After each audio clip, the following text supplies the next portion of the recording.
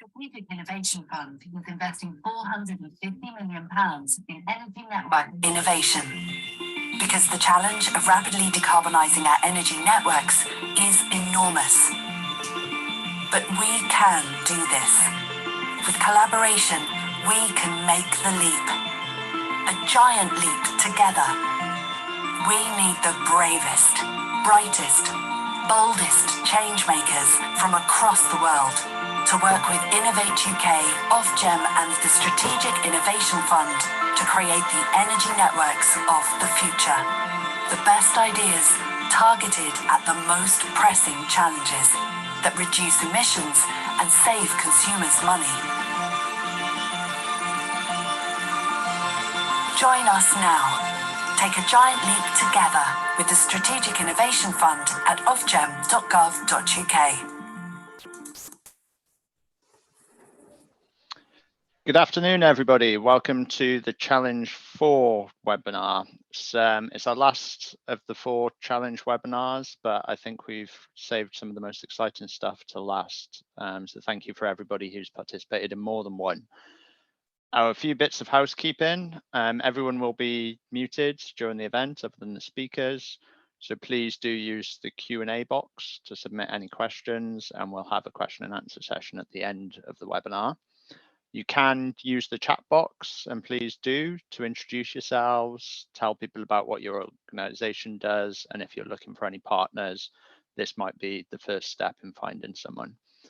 Finally, the event is going to be recorded, and we'll be sending a link to the recording along with all the slides after the event so that you can share it with your colleagues and networks as well. The agenda for today's session is a welcome and introduction to the Strategic Innovation Fund.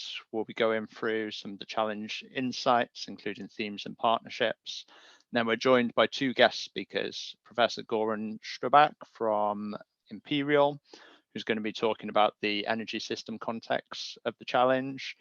And then we've got John Kjær from Denmark about some of the experience that they've had in some hydrogen projects which relate to this challenge. We'll finally have a bit on what a good SIF project looks like and talk about how you can get involved and start proposing your ideas before wrapping up with the Q&A. Over to you, Manu. Thanks, David. Good afternoon, all. My name is Manu Ravishankar. I'm an innovation lead in the Strategic Innovation Fund. So I'll give you a little bit of context in terms of how a SIF is structured, and then talk about the challenge in a little bit more detail as well. So the SIF is faced in kind of three phases. You've got the discovery phase, the alpha, and the beta phase. The discovery phase is really a chance to explore the problem a little bit more, to kind of formulate and reformulate the problem, to kind of at a high level assess what the business case for solving the problem is, and also look at kind of who the users are in terms of who's impacted by the problem, but also who might be needed to kind of deliver the solutions. So it's a desk-based research. It's a kind of feasibility, pre-feasibility analysis. In terms of funding, it's about £150,000, and there's about 3 months available to deliver that phase. And then projects essentially reapply, and if successful, go to alpha phase, where it's again kind of mostly desk research. It's to assess the range of solutions that might be potentially kind of viably addressing the challenges you identified in the discovery phase. So it's about 6 months of work and £500,000 worth of funding. And then, as you can see, the kind of funnel, a smaller number of projects go from discovery to alpha phase. And then there's another reapplication step. You go from alpha to beta phase. And this is about getting to a nationally significant demonstration, which could be a number of years and essentially span kind of low to tens of millions of pounds of funding. So as you go from discovery to beta phase, SIF essentially takes a kind of wide portfolio of projects in the discovery phase to look at many different ways of looking at a problem, and then kind of as it kind of goes to beta phase, it becomes kind of more aligned to those that are easily movable to kind of large scale demonstration and business as usual. If you can move on to the next slide, please. Thank you. So just to cover some common scopes, so things for you to note that are common for all the 4 challenges, and you might have heard the kind of same message in the first 3 webinars, but it's quite important to go because these are all kind of critical eligibility criteria for you when you're developing your applications. So all SIF applications must be led and submitted by regulated energy networks.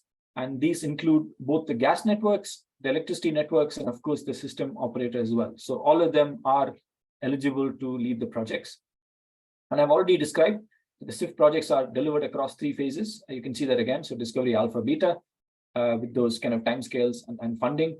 And in terms of benefits, this is really important. The SIF projects kind of must demonstrate benefit across areas, including financial cost reduction. So that can be for network operation, for energy bills.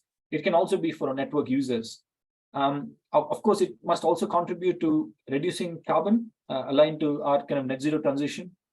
Third one is it could also help to improve access to revenues for users of kind of network services. So, for example, you might do a project that expands a certain service that was not previously accessible by a certain consumer segment, or you can indeed help create a new revenue stream in itself that helps to kind of both improve the access but also reduce the cost of the overall system. And finally, it also should help contribute to the number of products, processes, and services that are launched within the kind of GB energy market. And if you want more details, please do familiarize yourself with the SIF governance document that's available online that goes into all of this in a lot more detail. Next slide, please. So now coming to the challenge for the kind of focus of our discussion today. This is enabling power to gas to provide system flexibility and energy network optimization. So I'll provide a little bit of kind of background context, and Goran, through his kind of systems modeling, will go into this and give you some quantitative numbers as well. But from a SIF perspective, we are estimated to have, potentially tens of gigawatts of power to gas generation assets connected to the system in the next 10 to 15 years. And these will be in different configurations and will be different end users. For example, if you take electrolyzers as an example of this technology, they're quite likely to be one of the largest sources of flexible demand to the system. If you look at modeling, for example, carried out by the ESO, they estimate that almost up to 60% of the flexibility in critical times when, for example, there's not a lot of renewable generation on the system could come from electrolyzers as part of a flexibility portfolio. So now this is critical to kind of manage the system when you have a lot of generation fluctuations. And as Goran would kind of show later in his slides as well, there's a lot of work going on in the UK and internationally that demonstrate the use of electrolyzers and similar technologies to provide other key system services such as frequency response and system inertia, which all will be kind of critical to kind of enable the power system to meet its kind of 2035 net zero target. Another aspect of this is the ability of power to gas to vector shift, that is kind of move from power to green gas and hydrogen and potentially move back to power. And now this is a critical and unique opportunity, which if we think, harnessed effectively could really help balance the system in a very cost-effective way. And it opens up opportunities and avenues that at the moment, perhaps we're not considering. Now, this is also quite complex as these assets' primary role currently is not really considered to provide system services. And so we think that without innovation, there is a significant risk that the UK system cannot leverage these assets to their full potential in the future, which might mean that we could potentially deliver the targets, but at a much higher cost to consumers. Now, this challenge also picks up on the need for long duration storage, but specifically using hydrogen. Challenge 2 and challenge 3 cover long duration storage for power and thermal respectively. So as you know, energy systems need a variety of storage capability across power and duration, and hydrogen long duration storage is able to fulfill really it can go all the way from hourly to kind of seasonal and generally operates between a megawatt and a gigawatt scale. And it's quite likely that they would operate as part of a portfolio that also includes power, thermal, and kind of other storage devices, which the system might need to operate. Now, system models, including Goran's that we've worked on, show that terawatt hours of hydrogen storage is needed to support the system, and this could become really valuable as we move towards a highly weather-dependent system where there is seasonal variations in generation and demand. Now, exactly how a long-duration storage system would operate in a future energy system is still being researched and subject to kind of a lot of analysis because it is really dependent on what the energy system looks like in the future. But I think what we know is that the ability to decouple production and use of hydrogen for industrial use, power or heat through having long-duration storage would definitely help the energy system to become more resilient and cost-effective. Now, the scope of this is about the system integration of hydrogen storage and unlocking the benefits across the system. So it is not the technical development of the storage itself, but it's really about how it integrates within the system. And also, we'd like to really see technical and commercial innovation on these areas, including on hydrogen storage. So this really sets the strategic context, and I've kind of run through both of the scope, but I'll kind of read it out again. So if you're thinking of developing a project in this area, it should, primarily focus on one of these areas. The first one is optimizing electrolyzer deployment and operation to unlock whole system value. So we've already spoken about, what we think the potential kind of value of these electrolyzers can be to the system. And the second one is really focused on commercial and technical innovation to secure system benefits from hydrogen storage deployment. So that's the long duration hydrogen storage element that I talked about. And, we want these projects to ultimately deliver some outcomes. And these are, we want to be able to demonstrate electrolyzer and similar technologies capabilities for providing system services. So this could be, demand side response, frequency response, inertia, etc. We want to be able to increase electrolyzer participation in flexibility services that can cost effectively bring down the cost of balancing the system in the future. And we also want to increasingly consider system aspects such as constraints management while siting electrolyzers, because if these are not considered, we might actually end up deploying electrolyzers in non-optimal parts of the system where they're not able to provide all these services, which means potentially greater cost to consumers. And finally, we want the projects to be able to contribute to increasing the understanding of business models and technical design for long duration storage to provide these system services. Move on to the next slide, please. So this slide just outlines some of the partnership requirements for each of the areas. So I'll just run through them. So the first one, as I was saying, it is about optimizing electrolyzer deployment and operation to unlock whole system value. In terms of the discovery phase, so the first phase that you might be applying for, you need to have an operator of a hydrogen electrolyzer or other green power to gas assets connected to the energy networks. And you need to have an organization with capability in hydrogen production and use optimization. And in terms of alpha, it needs to have an energy network licensee in addition to the project lead who perhaps you worked on, or you might be the one who kind of led the application in discovery. And it needs a flexibility aggregator who's able to, potentially optimize the asset and open up its services to kind of multiple markets. The second one, which is about long duration hydrogen storage. This is about having an academic partner or a research and technology organization, RTO, who have specific expertise in hydrogen storage. And this could be, we are technology agnostic, so this could be any technology. And in terms of alpha, we'd be wanting you to start partnering with organizations that have capability in developing and operating hydrogen storage. And also, again, like the first scope area, bring an additional energy network licensee to the project lead. So some few areas to note on this, make sure your idea and proposal primarily focuses on one of these scope areas. It could also, have a benefit to another area or indeed to another challenge, but you need to have a primary area of focus. And all the projects must be led by a licensed energy network. The partnerships that you see here in addition to the energy network that needs to lead the project. Now, if you have an idea, but you have issues to kind of secure partnerships, please flag this to us. The Innovate UK SIF team, we'll try to support you with identifications and introductions. We also encourage, partners and innovators new to the sector, to energy, but also to energy networks to develop ideas and join consortiums and essentially bring fresh thinking. We are addressing some of these problems that did not exist in the energy system in the future and in the past, and therefore we really encourage kind of new thinking to come in and kind of positively disrupt this area. Next slide, please. So just a quick slide on kind of understanding the role of energy networks in the challenge. So what you have here is essentially a stakeholder engagement matrix, where on the y-axis you have kind of level of influence. So you can think of this as having a high influence to both shape the innovation, but also high influence to be able to move this to business as usual. And similarly, interest is essentially high alignment, strategic alignment potentially.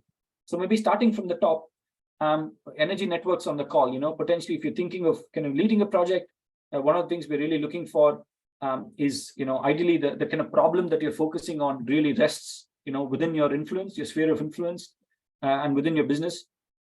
You have high capability and interest to deploy this innovation, as it kind of de-risks and move towards BAU, and also has a high alignment with kind of business needs and strategy. So I think if it kind of meets all of these requirements, consider yourself kind of potentially kind of leading a project. And this could also, of course, apply for third parties. And in terms of a project partner, this could be, you could still have a high interest in innovation, but for example, you may not entirely be clear what the role that you might be playing in the innovation, or what value it could unlock for your organization. And actually, you joining as a project partner could help resolve some of those uncertainties as the project goes from discovery, alpha, and beta. And then in future stages, you might reassess your role in the project, depending on the outputs and the direction of the projects. And finally, project stakeholders, you may have an interest, but again, there's a lot of uncertainty on your role, but also you may have, access to kind of database or kind of other sources of information that could be really valuable to the project. And you may have views on how to shape this project going forward. In this case, again, consider participating as a project stakeholder. And again, as the advantage of SIF is, as it goes from different phases, you can always reassess your role. So this is just a quick guide to, maybe self-assessing what role you might want to play in a SIF project. I'll hand over to David. Thanks, Manu. So very quickly, we launched the round 3 challenges on the 23rd of May. They are publications detailing all of this content in a lot more detail on the Ofgem website. Just search Ofgem Strategic Innovation Fund. We do have our call for ideas open now. So there is the opportunity to submit your ideas via our portal, and that will be talked about a little bit more later. The opportunity to propose your ideas to the Energy Network closes on the 11th of August, so do get them in before then. And then the application submission window runs until sort of the end of November. But at that point, Energy Networks will really be focused on developing the application in more detail with their partners. And just to highlight that the projects kick off on the 1st of March 2024, so you know when funding will start coming in. I'd very quickly like to talk about fund alignment. It's a really important part of the Strategic Innovation Fund. We do welcome the opportunities for you to leverage funding from multiple sources so that you can fund the non-energy network parts of the project through other streams, whilst focusing on the energy network part of the challenge within the SIF as well. Just a couple to highlight here: the Net Zero Hydrogen Fund, which is funding capital expenditure in large hydrogen projects. Do have a look at that. It's open at the moment. And the Long Duration Energy Storage Demonstration Programme winners, we're very interested in how we can coordinate some of those projects with this challenge. And then we've got 2 other areas really to look at. We've got Innovate UK's Hydrogen Storage and Distribution Supply Chain Collaborative R&D Programme. Have a look at that one. I think it's very relevant for bridging the gap between early stage hydrogen technology development and the large scale demonstrators. And then there is Scottish Government's Hydrogen Innovation Scheme winners, a portfolio of around 30 projects, which are very relevant to this challenge as well. We've got some other resources put on this slide, but they will be shared with you afterwards. Just use the KTN's energy page to really explore all the opportunities and explore the Department for Energy Security and Net Zero's Net Zero Innovation portfolio, which is pretty massive at this point as well. But with no further ado, I'll hand over to Goran Strubak to talk to us about the context of the Enabling Power to Gas Challenge. Over to you, Goran. Thank you, David. Hello, colleagues. Thanks for this. This is to give you a very quick summary of some of the topics related to how this power to gas will provide flexibility, and how we should look at that from the whole system perspective is where this presentation is focused upon. So we go to the next one, which is just again to, on the left-hand side, you've got this, the hydrogen vector and also electricity vector. And one of the important aspects which has not been in-depth analyzed yet is this: how do we link these systems, because that's critically important to support cost-effective transition to zero carbon energy future. And this is just a kind of sketch. You can see obviously there are these links and they need to be explored. That's where the power to gas concept is got a major role to play. On the right-hand side, this is just to kind of a few bullet points showing the what are the topics which we think are relevant and should be addressed in the context of SIF 3. The first one, as you can see here, is the benefits of power to gas in the operation of the both electricity and hydrogen system. In order to get the benefits, you will see some of the analysis we carried out, which illustrates some of the aspects. This is just, again, this analysis is just a kind of case studies that requires, more in depth and broader terms. But this is just to kind of highlight where the important aspects are. There is also, as mentioned already, the power to gas electrolyzers to be used to provide system balancing in terms of frequency regulation going forward, with given this the reduction in inertia, given the dominated systems by renewables. Also mentioned, Manu mentioned regarding how the power to gas concept could potentially support network management if we've got this in a smart control way done, so we don't need to reinforce the networks, which is very important, and there'll be some benefits in this.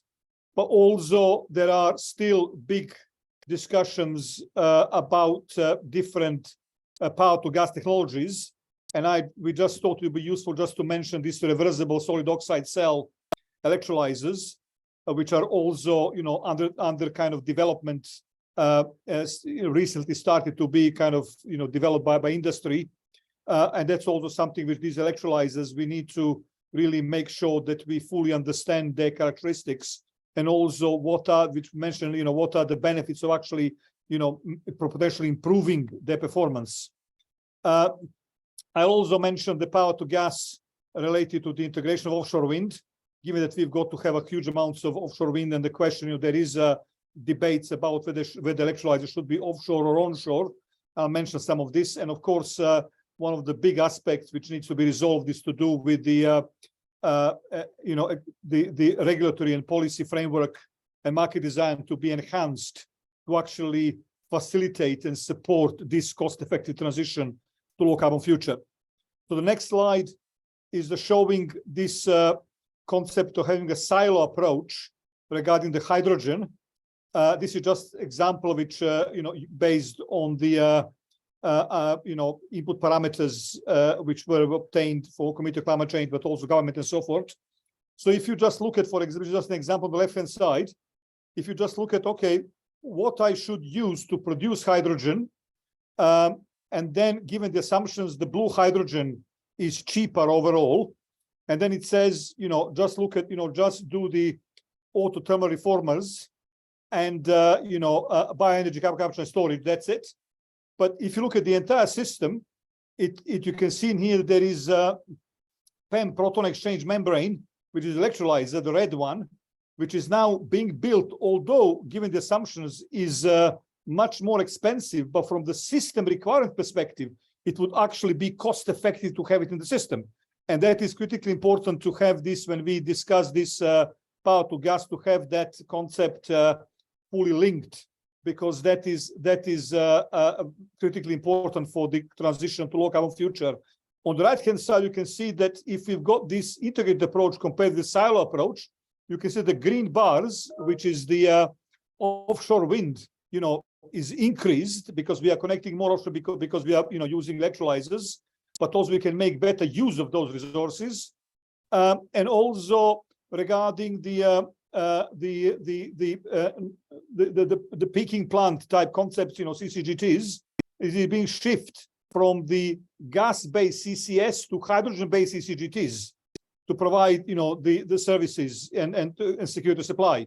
So you can see there is a kind of quite visible change in the technology and the and the volumes of those, having this integrated approach versus silo approach. And that's also where the regulatory framework and market design need to change to actually make that happen, because currently, there will be no necessarily a proper business case for investment in power to gas, because you can see, if you just look at what is the kind of the cheapest solution of producing hydrogen, it's a blue hydrogen, in which case that is what the people want to do. But from the whole system perspective, there is a role of power to gas, which is growing significantly, given that there is also now, given, as this increase in gas price and so forth, it will change these figures. This is just to illustrate that the whole system approach is critically important for the overall to assessing the role and value of these concepts in supporting cost-effective transition to zero carbon future. Okay, the next one is just showing what the benefits are. This is showing that when we go to integrated approach, it's about, you can see at the bottom on the right-hand side says 5.6 billion pounds per year are savings if we do this coordinated approach versus silo approach. And what this is showing, this is, I won't go into details on the right-hand side, is where the changes are. And what is the integrated approach is reducing obviously operating cost of electricity, because we are running some of these CCGT plants on hydrogen produced by green hydrogen rather than blue hydrogen, so there is no gas. Also, direct air carbon capture and storage would be reduced, and that's also kind of given shift from blue to green hydrogen. But of course, but we would need to, says in here, cost of electricity infrastructure will increase, which means we are going to build more renewables, and also we're going to invest into electrolyzers and so forth. So this is on the kind of the positive numbers, but the negative numbers, as you can see, bigger. So the 5.6 billion pounds per year are the savings if we get that work, and that again would require changes in the regulatory framework, in market design, and also that would make the business case for power to gas more strong than if we go to solar approach. That's also just to illustrate. We also need to have these concepts to make this business case properly working. That's where the framework for the market design, regulatory framework are critically important. So go to next one, please. This is to illustrate role of power to gas in providing auxiliary services, given that we are moving to the system dominated by renewables. This is a bit technical stuff, that the inertia of the system will reduce significantly, and managing the frequency regulation and maintaining frequency stability is going to be a very big challenge. This is just on the left-hand side showing, the frequency 50 hertz, and if there is a loss of say, nuclear power station at some point, the frequency start dropping very fast, and we also need to meet what's called rate of change of frequency, Rock-off constraints. So we must make sure that the frequency is dropping not fast as a certain level where the standards is, and also it shouldn't go, frequency in a DR shouldn't go below 49.2 hertz, and then we also need to restore back to the 50 hertz, and that is where the challenges are. And the electrolyzers, this is just illustrating, could potentially provide very visible benefits to this, because, for example, if we lose in here a big generator, we can potentially then just switch off electrolyzers. So we are not using electricity to produce hydrogen. We stop that for say 10 minutes, and that would make the system work. And it's just to illustrate that for if we got a 1 gigawatt or 3 gigawatt power to gas for frequency response, you can see that we are talking between 700 million pounds per year savings to potentially 1.2 billion benefits of having these electrolyzers supporting frequency regulation. Of course, and that's also would be critically important for business case for this, but also the technical capability of power to gas electrolyzers is still kind of not, there is quite a big differences in different technologies, and that's something which will be useful to try to understand. And also this is where this analysis could also provide information to producers of power to gas, manufacturers, as to what will be the revenue if they can improve the technology performance. And that's also something which is very important to have technology capabilities from the system requirements perspective being put on the agenda. But obviously that would require also this regulatory framework to be in place in market to actually provide these revenues so that they can be actually made cost effective. We go to next one, please. This one is showing just again, a case study, specific case study related to the network reinforcement costs associated with power to gas. On the right-hand side, you can see that these are the saved reinforcement costs if we've got the proper control of this power to gas. And looking from this is one example of the consumer transformation pathway to zero carbon. And you can see that this is just to illustrate HV's high voltage in here. Then we've got the primary transformer is PT, then EHV extra high voltage, and also GT is a grid transformer. And you can see that the reduction in reinforcement go to about you can see up to 5 billion pounds if we in 2050 if we've got this constraint, if we've got this operation of the hydrogen with hydrogen storage properly done for the local network. And also there is significant reduction in reinforcement costs in transmission network as well if we have a smart power to gas concept. But that would require, which is something which we have been working on in terms of the network design standards would need to be reviewed so that we can actually compare properly on a level playing field, say electrolyzers and hydrogen storage with the network solutions, with the traditional network solutions. And that's also where the regulatory framework and market design would need to evolve to actually make that happen, properly, so that there would be, recognized benefits of power to gas concepts also on the network reinforcement side. So the next slide, please. This is just to say that, if we had also some of these electrolyzers, if you've got a reversible solid oxide cell, so what that is, you can actually use electricity to produce hydrogen, but you can also turn back hydrogen to electricity. And this is also kind of relevant aspect because, in this context, you can see in here, there is about 700 million pounds per year benefits of having some of these technologies in their power to gas, because you can see in here that it would displace, for example, pretty in a big way, it would displace what's called in here, peaking units. Until we would need to build less peaking plant, but we can actually make use of this hydrogen as well to balance the system and so forth, and also ducts and so forth. But obviously we would need to install hydrogen storage, more of it, which is also cost in here, and also build electrolytes, which is also the cost and so forth. But the overall, the benefits is in there. And this is just to highlight that it will be useful that in this context that the different concepts of power to gas technologies are considered, because they could have different benefits and difference, and that will be useful to understand, so we can make sure we are moving forward in a cost-effective way to support this transition to zero carbon future. We go to next one, please.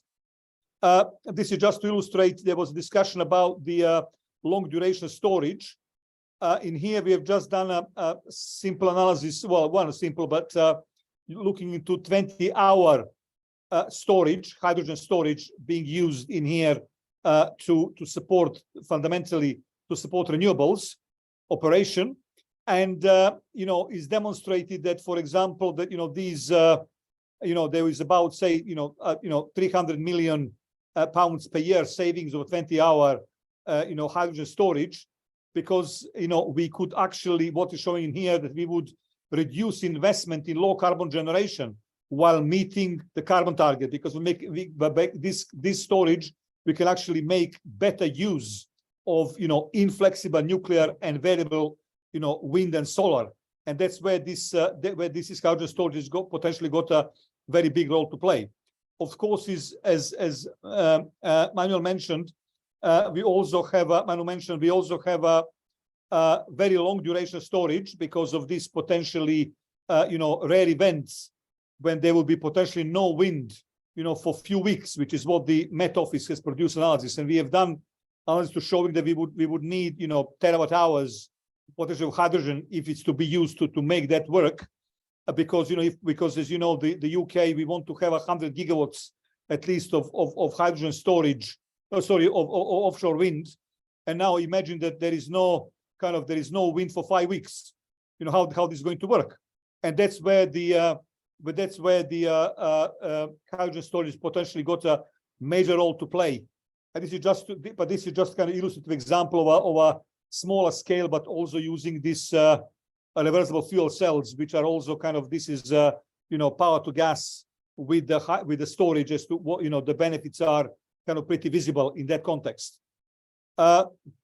So again, we need to have a regulatory framework as well for this one, and also that would support the business case for reversible solid oxide electrolyzers. So that's also something which should be agenda, to make sure that we are aligning the market design with low carbon cost effective, which hasn't been done to be critical anywhere in the world yet. So we go to the next one, please. This is just to kind of illustrate again, that this is a kind of just an extreme example of because we want to have this kind of European system. As you may know, by 2050 there should be about 490 gigawatts offshore wind in North Sea, and then given that there is you can see on the left hand side the gas infrastructure, showing that we've got 45,000 kilometers of pipelines and so forth, which for gas, that we could potentially also produce some of this hydrogen offshore, because you would then have a less investment in electricity infrastructure, but you would make use of the gas in there, which you have. And this is just kind of extreme example showing that that if we start using using this infrastructure of gas, that the electricity cost, this is extreme case, would move from 111 billion to 73 billion pounds reinforcements. And this is again where we would need to look at regarding the power to gas, also to look at what are the pros and cons having it offshore and onshore, because there is also offshore, also having kind of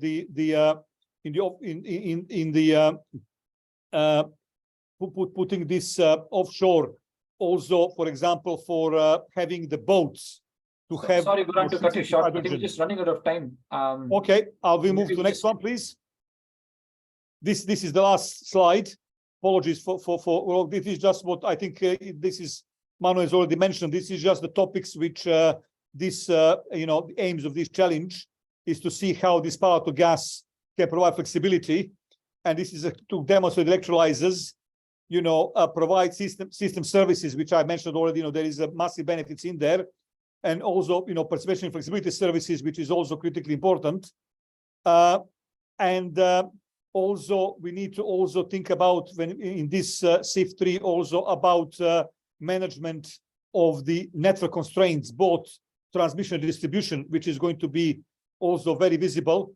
And then the last one is to do, we need to really provide fundamental evidence about the business models and how this also the long duration storage would provide these system services to support cost-effective transition to a resilient zero carbon energy system. Thank you, and apologies for being late. Thank you. Thanks, Goran. I know you had to cover a lot of things, so appreciate that. Can I please invite John? Hopefully, John, you're come off mute and on video. Oh yeah. Can you hear me? Can you hear me now? Yeah, perfect, John. Over to you. Perfect. All right, Manu. Thanks a lot for the invitation, for presenting this interesting project, High Balance, which was inaugurated actually in 2018 in Denmark, in Hobro, in northern part of Denmark. So I have only 10 minutes, so it will be compressed. But please, if you have any questions afterwards, I'm sure Manu can share my details, both email and phone number also. Please also note that there is actually a website for the project, which is called highbalance.eu, which you can go into, and there's a few webinars there as well, so you have a chance to see it. So next slide, Manu. So just quickly, Hydrogen Valley, we are a project and consulting company in Denmark, working within Power-to-X and CCUS. We've been doing that for around 20 years for now. And we are very much involved in, say, the green transition within both the Danish as well as the European energy system. Next slide, please. The reason why high balance was chosen to be built in the northern part of Denmark is that Denmark is one of the most ambitious countries when it comes to energy policy, both in terms of CO2 reduction and as well as looking at wind and solar energy. We already have a lot of wind energy. At the time of construction, we already had more than 50% of our grid coming from either wind or solar. We have a lot of know-how within Denmark on hydrogen as well as fuel cell technologies. We have a few electrolyzer companies as well as a handful of fuel cell companies. We have a lot of activities ongoing when it comes to hydrogen production, offtake, as well as infrastructure. And we have a very suitable underground with salt caverns in the northern part of Denmark, where we plan to store large-scale hydrogen. Next slide, please. So our role in the project was to lead the consortium, put together the number of companies that was going to participate in this.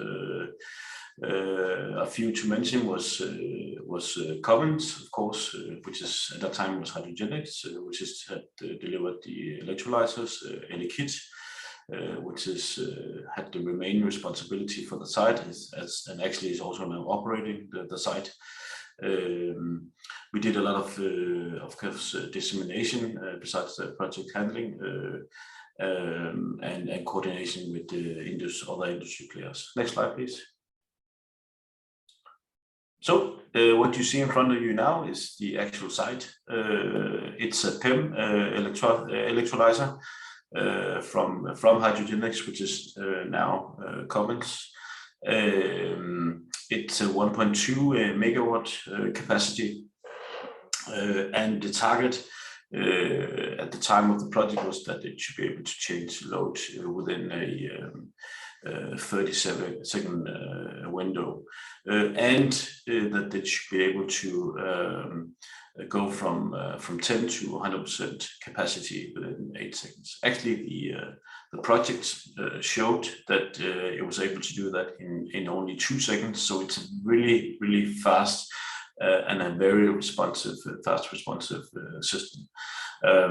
Also in line with the previous presentation, of course, because this whole project is about showing how electrolyzer can be an integrated part of the grid system, which you can also see on the upper side of the slide here. Of course, having your wind and solar resources put through the electrolysis, where you are then able to store it as pure hydrogen, or you're able to further convert it into other applications where you can use the hydrogen as a feedstock. Next slide, please. This is a picture of the site. So the purpose of the site was actually both to be able to fill up trucks with hydrogen, and then it could be used for refilling stations. We have a large taxi company in Copenhagen who's using hydrogen cars, and we also have other hydrogen filling stations. But also it was actually one of the first operated hydrogen grid system. So actually the electrolyzer is directly connected to a company called Syntex, which is using the hydrogen in their production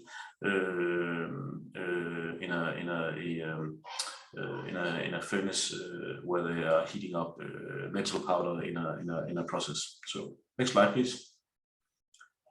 Besides that, of course, the bigger picture of this and also the long-term vision of this is that electrolysis should be playing a key part of the grid system, both in terms of decarbonizing transportation, of course, where hydrogen can play a key role, but also in terms of decarbonizing industry users in Denmark, but also via future grid, exporting the hydrogen to among other Germany and some of our other neighboring countries, because we will have an excess of hydrogen.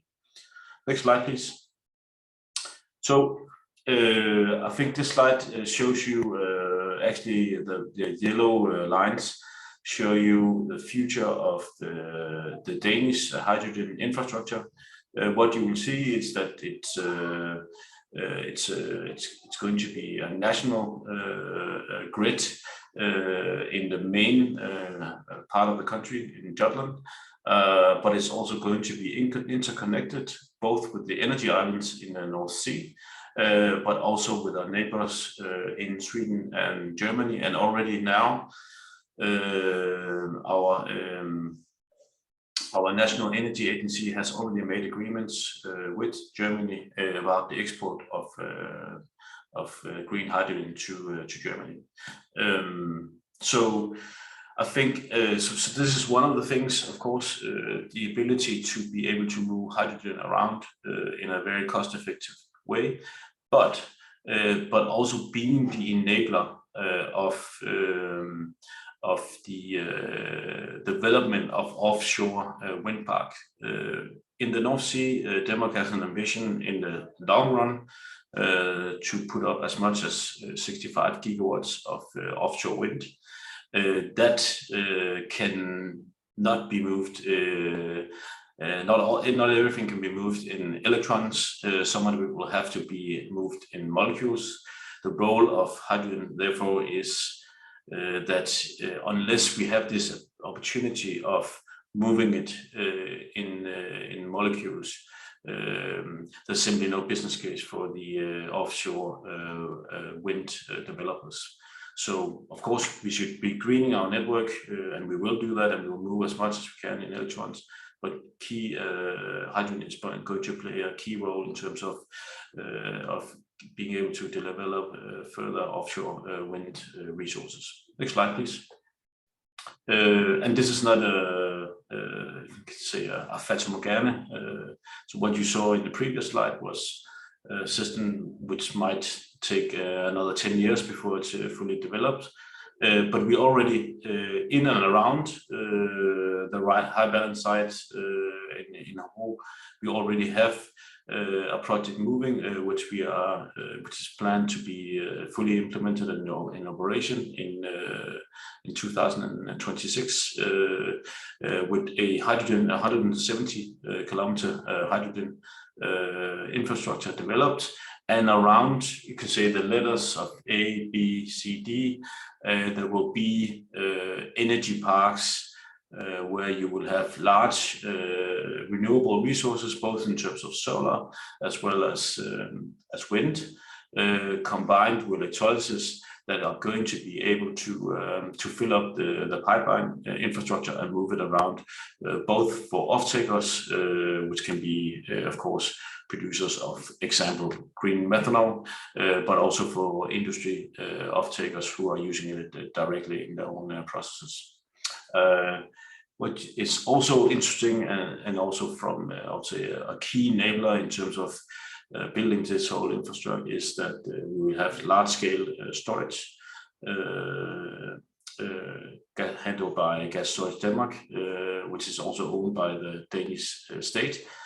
So they are planning on putting as much as 4 salt caverns of the size of the Eiffel Tower, being able to store something like 500,000 tons of hydrogen that we can move around and store for longer periods. Next slide, please.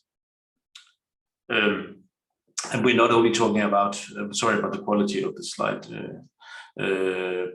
but we are not only talking about making a hydrogen infrastructure. We are actually also discussing enabling a CO2 infrastructure where we're going to be able to move CO2 around from large emitters to harbors, where it can be shipped out to, for example, underground storage, but also where CO2, for example, from biogenic biogas producers, like from biomass, can be collected and then moved to facilities where it can then be reused for methanol production. Next slide, please. And methanol is going to be a key enabler. There's also a lot of opportunities with ammonia. Right now, we're seeing a lot of opportunities with methanol.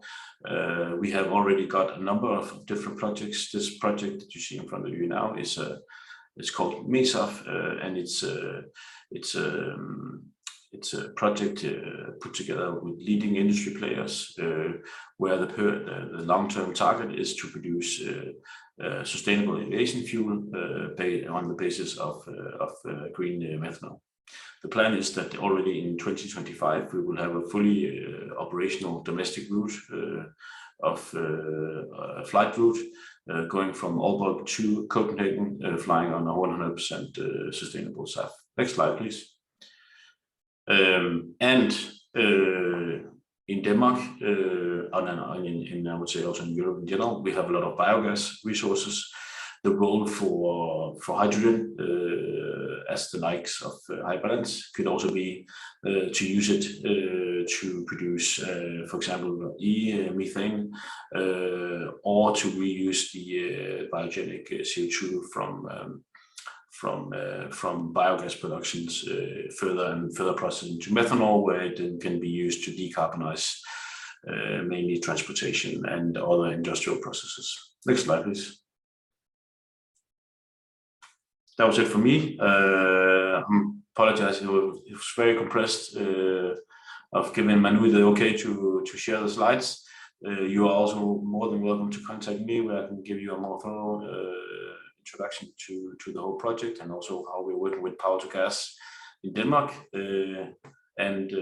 Yeah, thank you, and let's cooperate. We are happy to participate in projects, and also invite all the players who are listening to this webinar.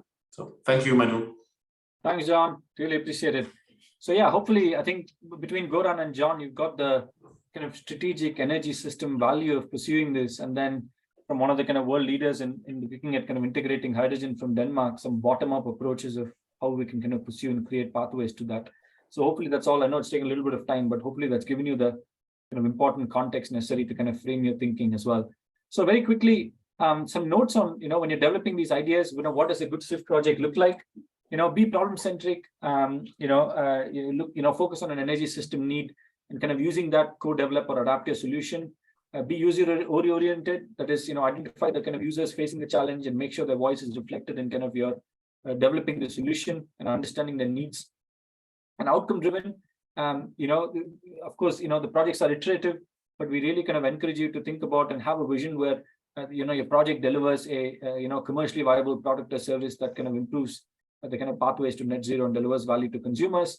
Well structured, and these are all going to be kind of complex and kind of large-scale innovation projects. Make sure that's underpinned by a kind of robust project management and kind of risk management strategy to ensure this can be kind of delivered on time and on budget. And then, of course, there's a lot of work going on. You've just heard from Goran, you've heard from John. These are all examples of kind of great work that's happening. It's always useful to kind of get your head around what's going on so that you can kind of build off of the great work and kind of be complementary. Can you move to the next slide, please?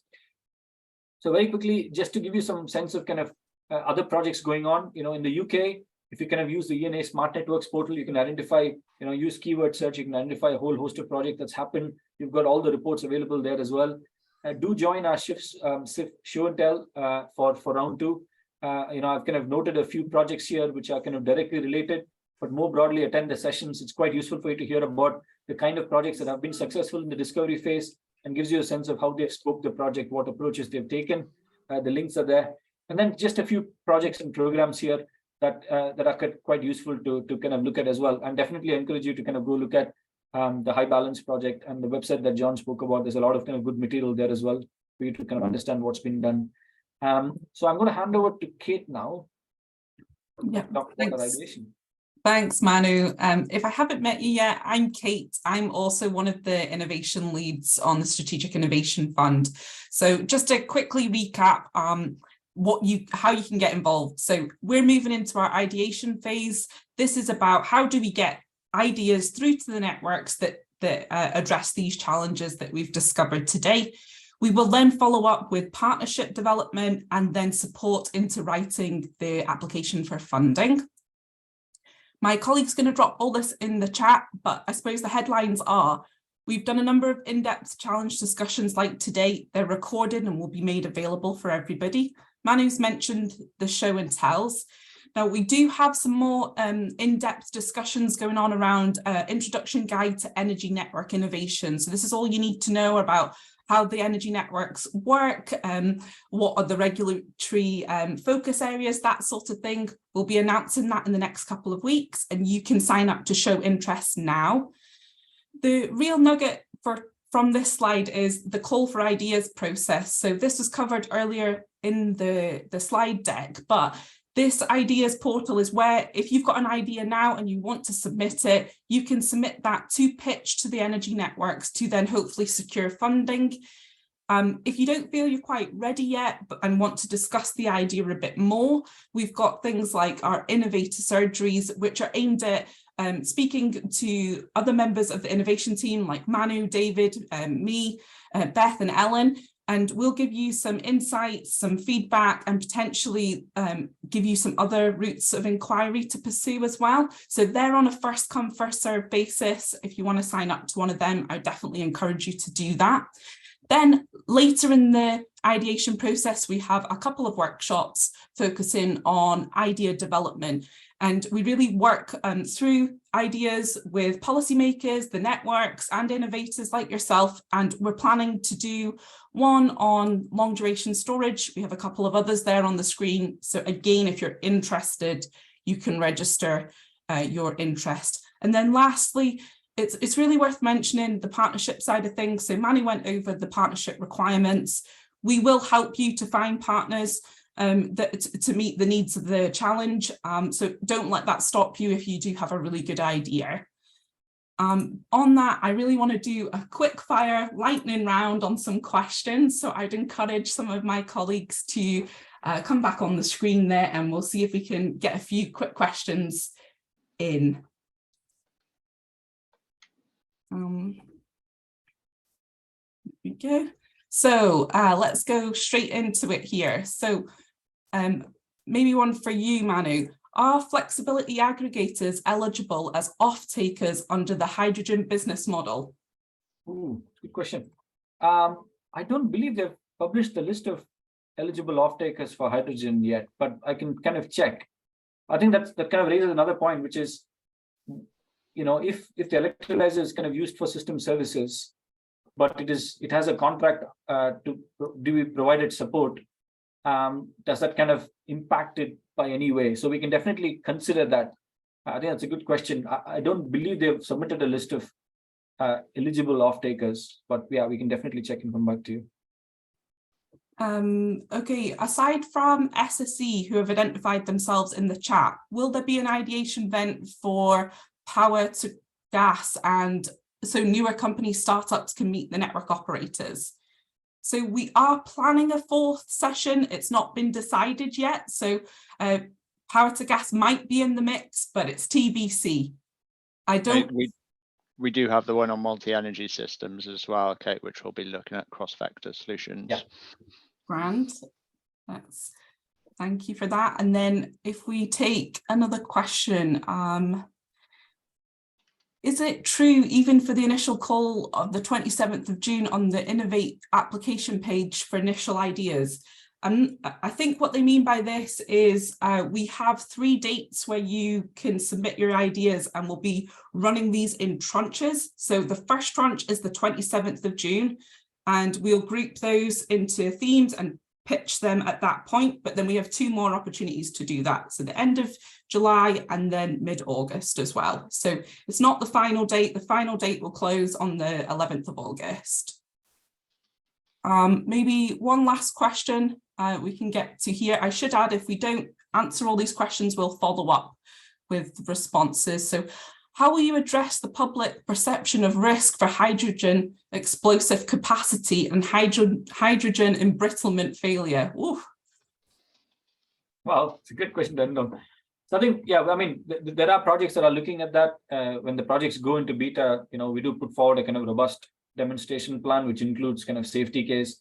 We do have projects where the health and safety executive are directly involved in kind of extracting evidence and kind of supports future safety case for hydrogen as well. So I think any hydrogen project that we look at in terms of use, safety is definitely a key part of it. And we've got the likes of partnerships with HSC for that. Great, thanks Manu, speedy response. And we'll hand to David just to do the last little bit here and tell you where you can find out more. Thanks everyone, and thank you very much for taking the time to join us for the final session on power to gas. There are a number of places that you can find the key information, the Ofgem website. We've also got a number of upcoming events, which Kate's already touched on. If we can skip to the next slide quickly, a reminder that you do need an energy network to support your application. So put it in via the call for ideas process and we'll help support you to be able to join up with them.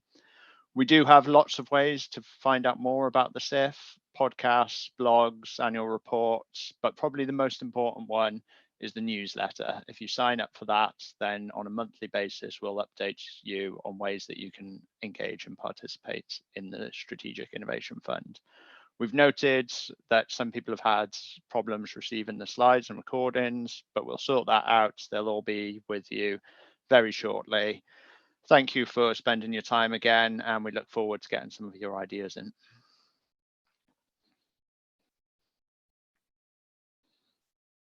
Thank you. Thanks, John. Thanks, Goran. Thank you.